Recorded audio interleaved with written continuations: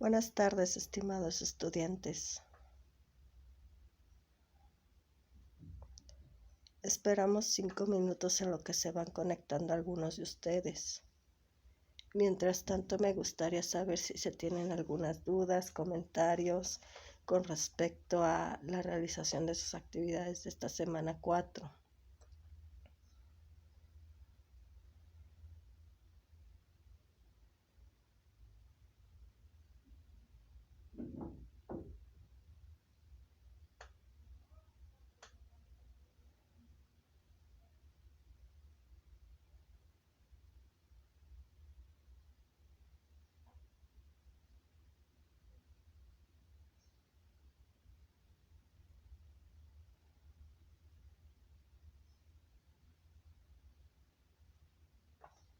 Ok. Bueno, entonces en lo que van ustedes, ya sea mediante el micrófono o escribiendo sus dudas o comentarios, voy a empezar a explicar algunas cuestiones importantes.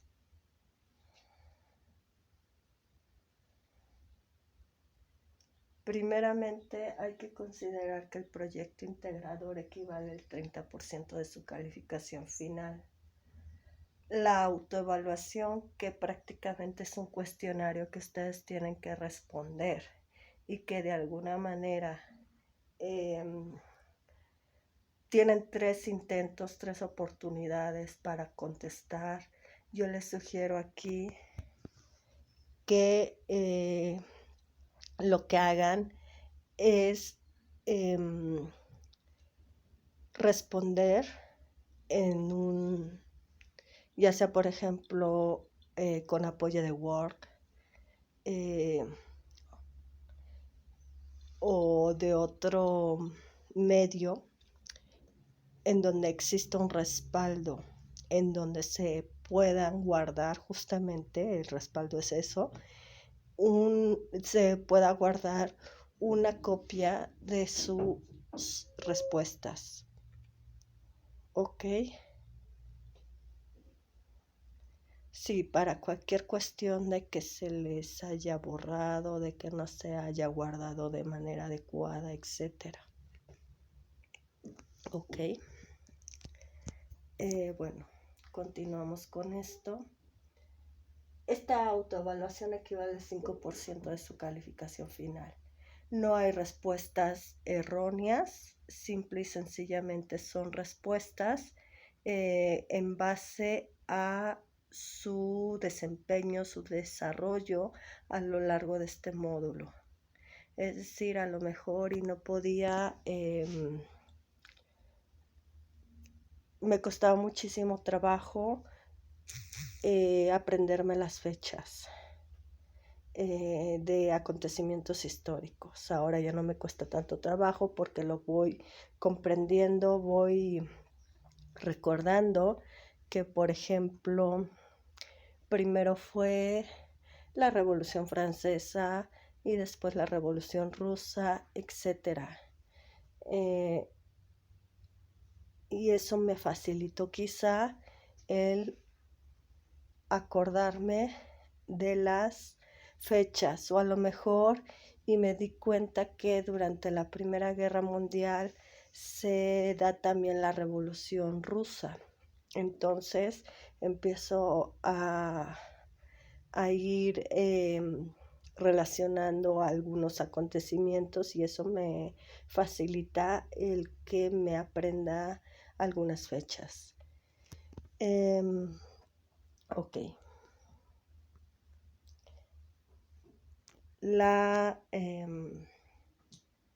Esta autoevaluación equivale al 5% de su calificación final. El foro de integración equivale al 8% de su calificación final.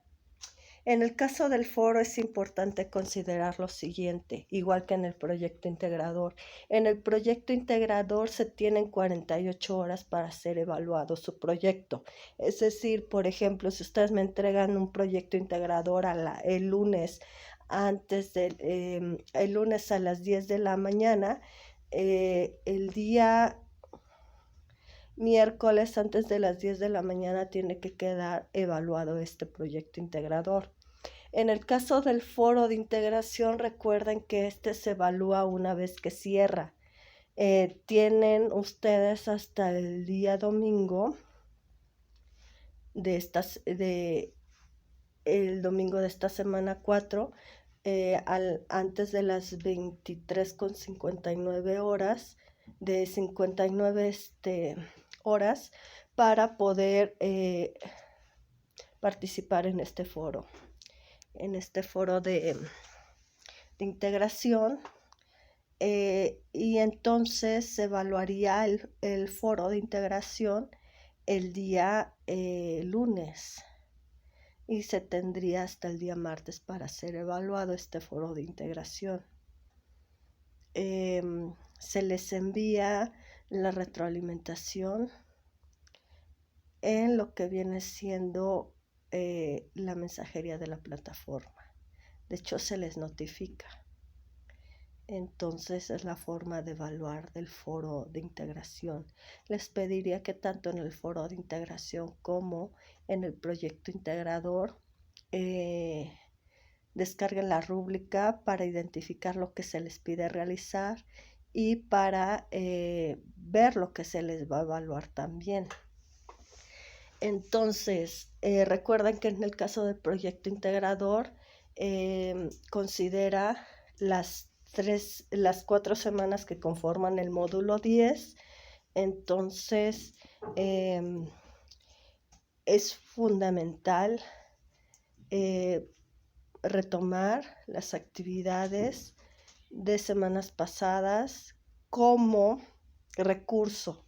Ojo aquí, porque me han tocado estudiantes que sí, retoman las actividades desde la semana 1, pero nada más copian y pegan sus actividades, y no, de hecho no tiene absolutamente nada que ver con lo que se les pide, porque acá en el proyecto integrador se les pide un ensayo. Entonces, nada que ver. Recuerden más bien que estos recursos que realizaron en sus actividades, como mapas mentales, cuadros comparativos, algunos sí les pidieron ensayos, pero más allá de copiar y pegarlo, más bien considéralo como un recurso para poder realizar este ensayo que se les pide en el proyecto integrador. Por eso era importante y les especificaba y les recordaba y les hacía mención nuevamente de la importancia de las preguntas clave y de las palabras clave, con la finalidad justamente de que realizaran su proyecto integrador y no les costara tanto trabajo. Por eso les recalcaba también que en los mapas mentales, en los cuadros comparativos, en las líneas del tiempo, era resumir, era sintetizar la información para que no les costara trabajo realizar este proyecto integrador. Algunas anotaciones para recordar. En la semana 1 se vio la revolución industrial, sobre todo la segunda revolución industrial. Sin embargo, es importante y relevante también considerar la primera revolución industrial.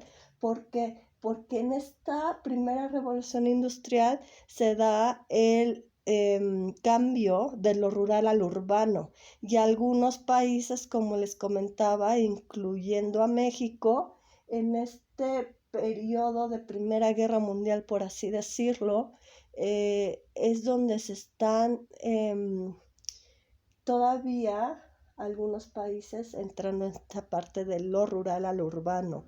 Incluso en la Segunda Guerra Mundial, al término de ella, todavía hay países que siguen en esta parte de pasar de lo rural al urbano. Entonces es importante considerarlo.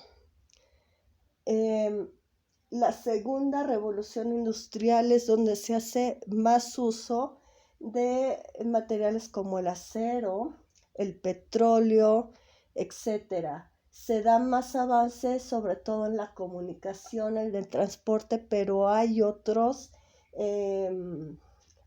áreas en donde también se muestran avances. Por ejemplo, en la medicina también podría considerarse. Ahora bien, la revolución industrial hay que considerarla dentro de los cambios que se están presentando en Europa principalmente y más adelante en otros continentes. En la Primera y Segunda Guerra Mundial, se presentan avances tecnocientíficos muy notorios, por ejemplo, sobre todo en la cuestión del armamento, de la bomba atómica, principalmente al término de la Segunda Guerra Mundial, y que esto de hecho es una manera de advertirle al otro o amenazar al otro en la Guerra Fría, principalmente. Bueno, la revolución industrial abarca otros acontecimientos históricos, por lo que acabo de comentar, los avances tecnocientíficos. Hay una tercera y cuarta, no se hablará porque esa sí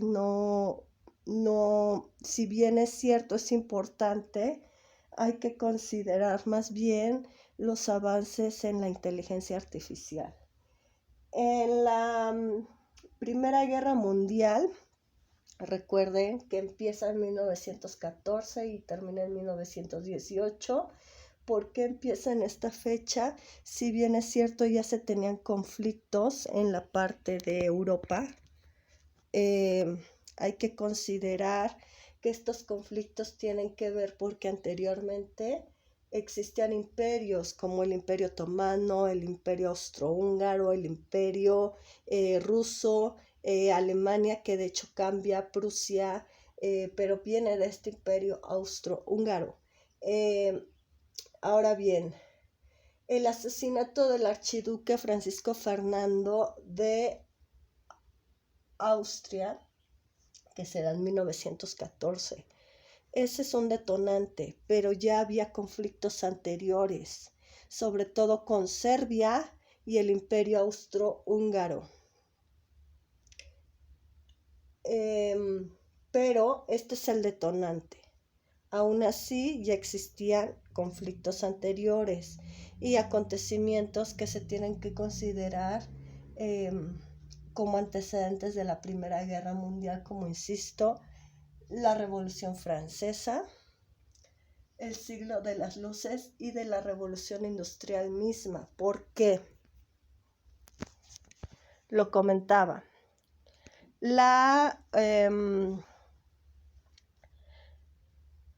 El cambio. Hay países que todavía no han cambiado de lo rural al urbano. Entre ellos, por ejemplo, Rusia y Alemania. Son países que no han experimentado estos cambios hasta apenas ahorita, en la Primera Guerra Mundial. Entonces, por ejemplo, Francia, Gran Bretaña sobre todo, eran países que ya habían pasado por una revolución industrial.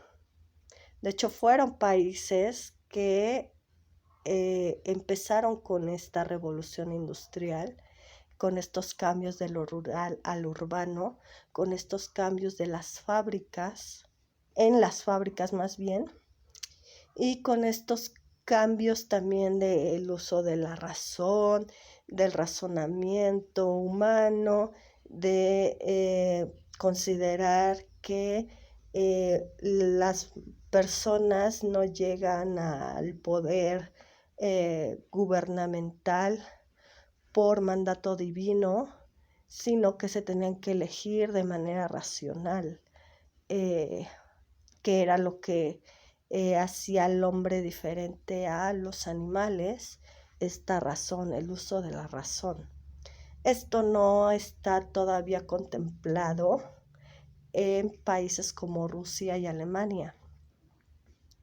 en esta etapa es cuando empiezan a existir cambios en Rusia y en Alemania principalmente. Y, por ejemplo, el concepto de razón que Alemania tiene o que Rusia tiene es completamente diferente al francés. Afecta e influye en sus avances tecnocientíficos, evidentemente. Tanto es así estos cambios que más adelante veremos que Alemania y Rusia son los más afectados.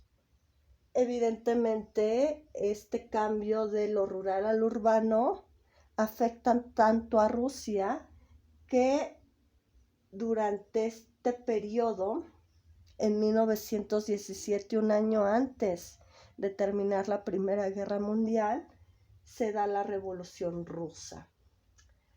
¿Qué pasa en México? ¿Qué está pasando en México? Sobre todo en 1910 a 1917. La Revolución Mexicana. Estamos tratando de deshacernos de una dictadura, la de Porfirio Díaz, que señalaba, que mencionaba que no nada más tenía que ver con esta parte de nos deshacemos de Porfirio Díaz, sino todo lo que conlleva.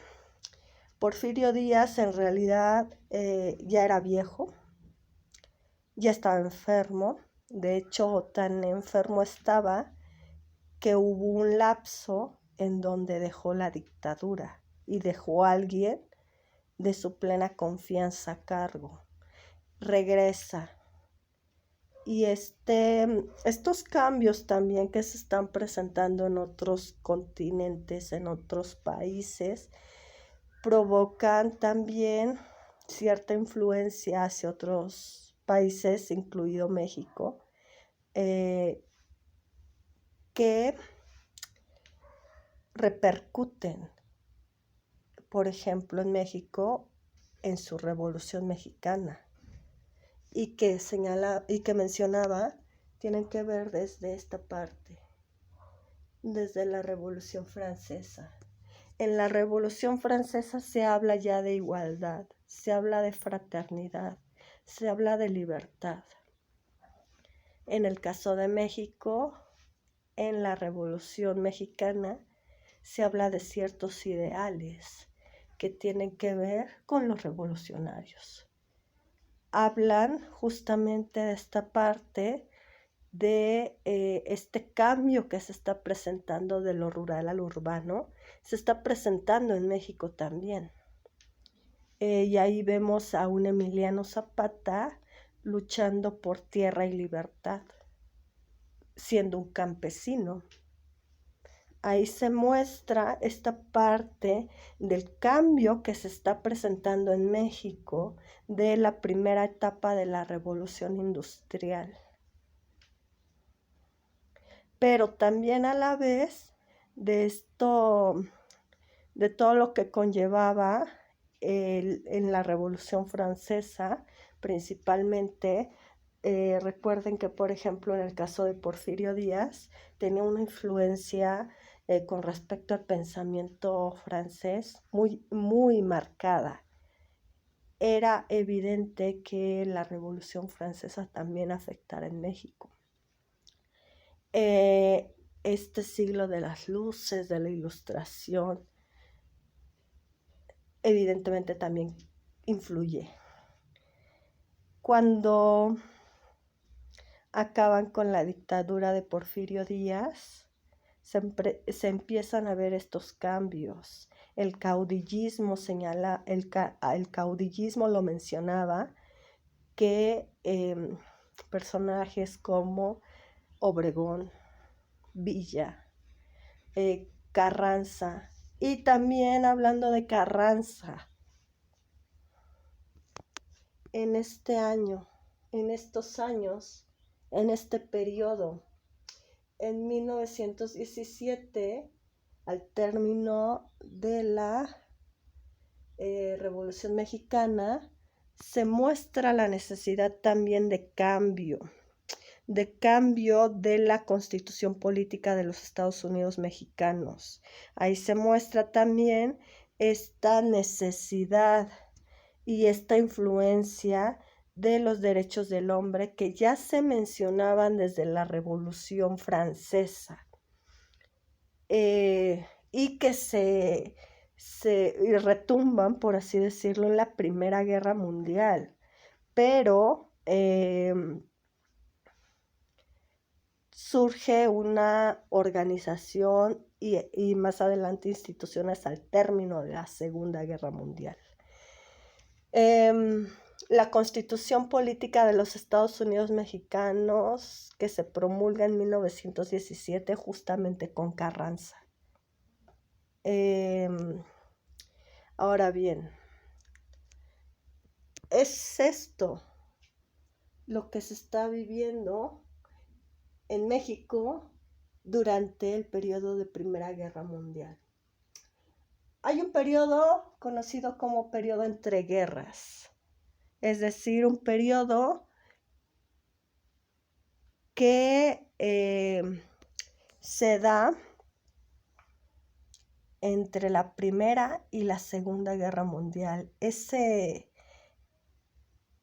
medio tiempo, por así decirlo, ese tiempo en donde no aparecen, no se presentan guerras, entre comillas, pero hay un periodo, en este periodo hay reajustes, hay cambios. ¿Cuáles son? El crack del 29 en Estados Unidos, en donde se desploma la bolsa de valores en Wall Street en Nueva York, y que muestra que independientemente del poderío que pudiera tener un país, no se libra de sufrir una crisis económica como lo hubo en el crack del 29. Evidentemente la desaparición de imperios, deja de ser imperio austrohúngaro, imperio otomano, imperio ruso, imperio alemán. Existen evidentemente esta cuestión de las consecuencias negativas para Rusia y Alemania, sobre todo, al presentarse estos cambios que ya se habían presentado en otros países como Francia y Gran Bretaña. En el caso de Rusia, es el país con mayor número de muertes en la Primera Guerra Mundial, y mencionaba el porqué. Tiene un porqué. Se junta la Primera Guerra Mundial, en donde participa el Imperio Ruso, pero también al mismo tiempo se da la Revolución Rusa, en donde evidentemente al explotar la Revolución Rusa se muestra que hay diferencias, hay conflicto interno en Rusia. Entonces, evidentemente es el país con mayores muertes, con mayor número de muertes en la Primera Guerra Mundial. Al término de la Primera Guerra Mundial, se castiga a Alemania. ¿Cómo se le castiga? Quitándole sus colonias. Evidentemente queda resentido a Alemania. Le quitan sus colonias y aparte pierde territorios, porque es considerado el país perdedor tras el término de la Primera Guerra Mundial. Y este es un dato importante para considerarlo en la Segunda Guerra Mundial. ¿Por qué? porque lo primero que empieza a hacer Hitler cuando toma el poder,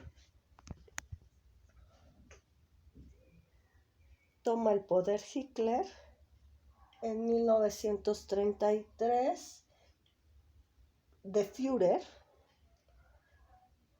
Lo primero que va a hacer Hitler es invadir y empieza con territorios que eran parte del imperio antiguo.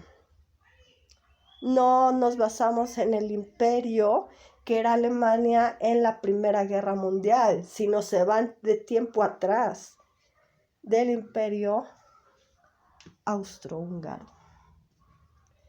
Y ya había existido un intento de unificar a Alemania durante más o menos antes de la Primera Guerra Mundial, que fue con Otto Bismarck II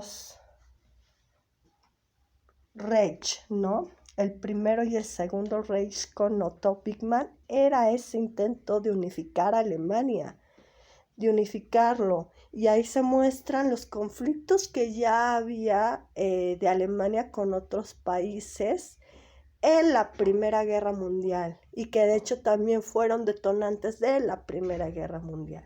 En la Segunda Guerra Mundial con Adolf Hitler se muestra este Tercer Reich y un intento de unificar nuevamente a Alemania.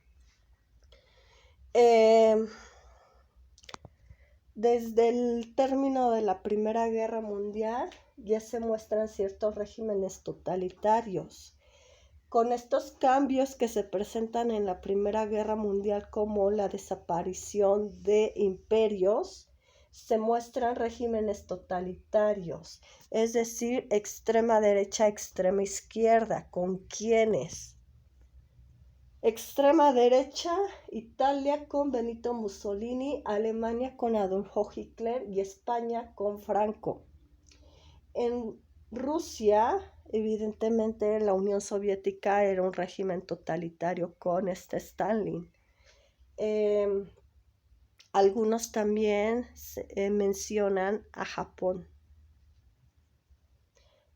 Bombardeo en Japón, en Hiroshima y Nagasaki, casi al término de la Segunda Guerra Mundial, que es cuando interviene Estados Unidos y bombardea a Japón. Antes de considerar esto, recuerden que Japón bombardea Pearl Harbor, que era prácticamente una parte militar de Estados Unidos. Era lo que en algún momento se consideró el Pentágono. Era una tropa militar en Estados Unidos. Pearl Harbor era donde estaban las escuelas de marinos, pero también tenían relación con la parte militar. Y bombardea esto Japón, y evidentemente Estados Unidos considera necesario también hacer exactamente lo mismo, bombardear. Aclaro, Japón no bombardea Pearl Harbor, más bien lo que hacen es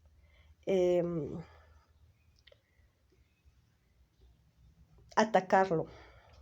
Sí, porque no lo bombardea, no le avienta una bomba como Estados Unidos, no le avienta una bomba atómica. Entonces, Japón ataca a Estados Unidos en Pearl Harbor, y Estados Unidos bombardea Hiroshima y Nagasaki. Eso es lo que ocurre. En la Segunda Guerra Mundial se manda un escuadrón mexicano, el Escuadrón 201, y Este tiene su entrenamiento militar en Estados Unidos, principalmente en Arizona. Ahí se muestra justamente la relación que tiene Estados Unidos con México.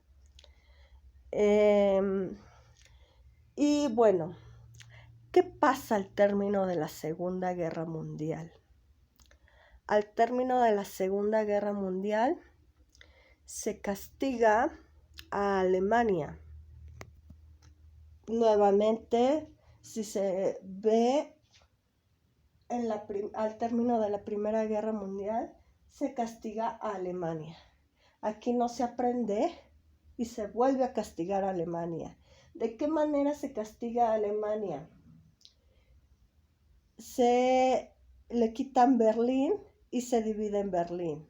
Con esta división de Berlín se muestra esta parte de las diferencias y conflictos que ya existen entre Estados Unidos y la Unión Soviética. Estados Unidos, aquí se forma el bloque para la Guerra Fría.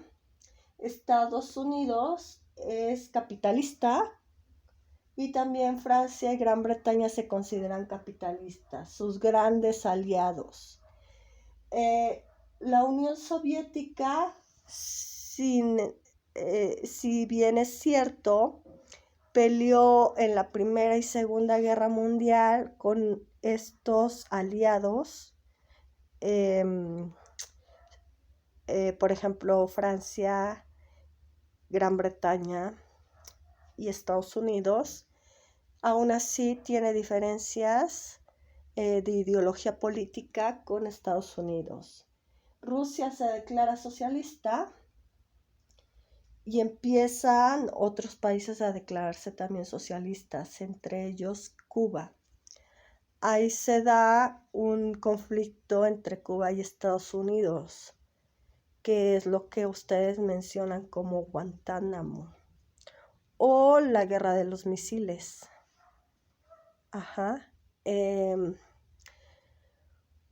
Otros países muestran conflicto. Recuerden que también al término de la Segunda Guerra Mundial se da este proceso de descolonización en Asia y en África principalmente, mientras que en América Latina se dan las dictaduras, que viene justamente desde esta parte de la Revolución Francesa. Esta ideología de la igualdad, de la libertad, de la fraternidad. Al término de la Segunda Guerra Mundial se muestra, no nada más ya se habla de igualdad, de derechos del hombre, sino ya se muestra una gran necesidad de hacer algo para castigar a quienes violen los derechos del hombre, derechos humanos. ¿Por qué? Por la atrocidad que se vive con los campos de concentración nazis, en donde exterminan a cientos de judíos.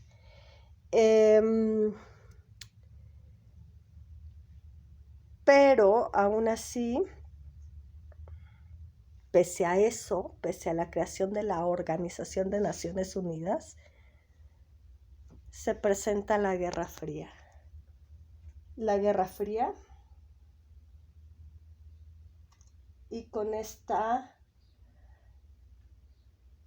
cambios de descolonización de la Guerra Fría, algunos países, principalmente de Asia, muestran esta parte de sus conflictos internos. Sí, ya nos deshicimos de un gobierno extranjero, sí, hablamos de libertad, de igualdad, etcétera, etcétera, pero nosotros tenemos conflictos internos, principalmente por una cuestión religiosa y que hoy en día sigue afectando a algunos países. Vemos a Israel, vemos a Pakistán, vemos a Palestina, vemos a Irak, a Irán, etc. En el caso de la Guerra Fría, se presentan 2 guerras más en Asia por sus conflictos internos, que es la Guerra de Vietnam. La Guerra de Vietnam es mucho más sangrienta que la Guerra de Corea, y de hecho dura más la Guerra de Vietnam.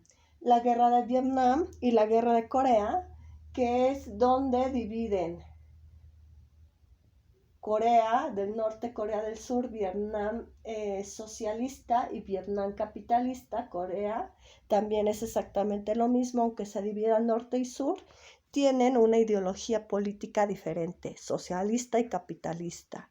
Y por otro lado, aquí no lo coloco porque China es considerada socialista, pero tiene un socialismo raro, porque también tiene ciertos elementos que son capitalistas.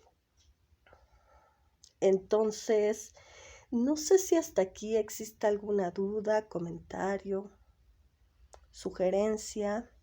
Los escucho.